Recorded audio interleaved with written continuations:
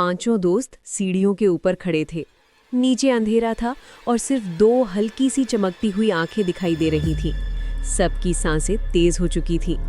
Max ने धीरे से कहा, एडम, मुझे लगता है हमें यहाँ से वापस चले जाना चाहिए।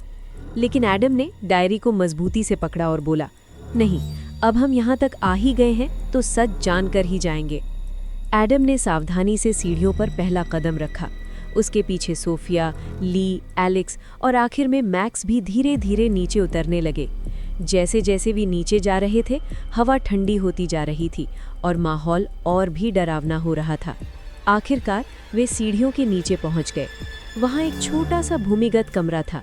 दीवारें पुराने पत्थरों की बनी हुई थीं और बीच में एक टूटी हुई मेज रखी थी। लेकिन वो चमकती हुई आंखें कहीं दिखाई नहीं दे रही थीं। सोफिया ने धीरे से कहा, वो आंखें कहाँ गईं? उसी समय मैक्स ने दीवार की तरफ इशारा किया।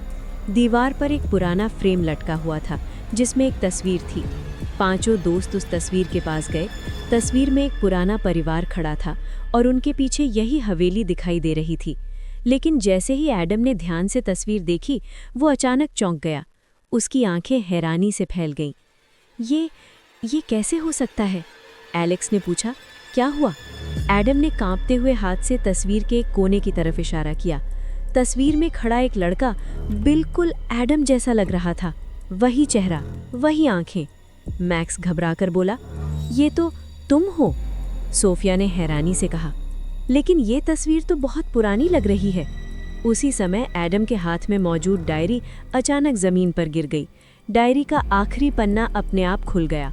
उस पन्ने पर सिर्फ एक वाक्य लिखा था, जब वो वापस आएगा, हवेली का राज फिर से जाग जाएगा। पांचों दोस्त एक दूसरे को देखने लगे। अब सवाल ये था, एडम उस पुरानी तस्वीर में कैसे हो सकता था और हवेली का असली राज एडम से क्यों जुड़ा हुआ था? पांचों दोस्त भूमिगत कमरे में खड़े थे। उनके सामने दीवार पर लगी वो पुरानी तस्वीर थी जिसमें एक लड़का बिल्कुल एडम जैसा दिखाई दे रहा था। कमरे में अजीब सी खामोशी फैल गई। मैक्स ने धीरे से कहा, एडम, ये तुम ही हो ना? एडम ने सिर हिलाते हुए कहा, नहीं, ये मुमकिन नहीं है। ये तस्वीर तो बहुत पुरानी लग रही है। सोफिया ने तस्वीर को ध्यान से देखा।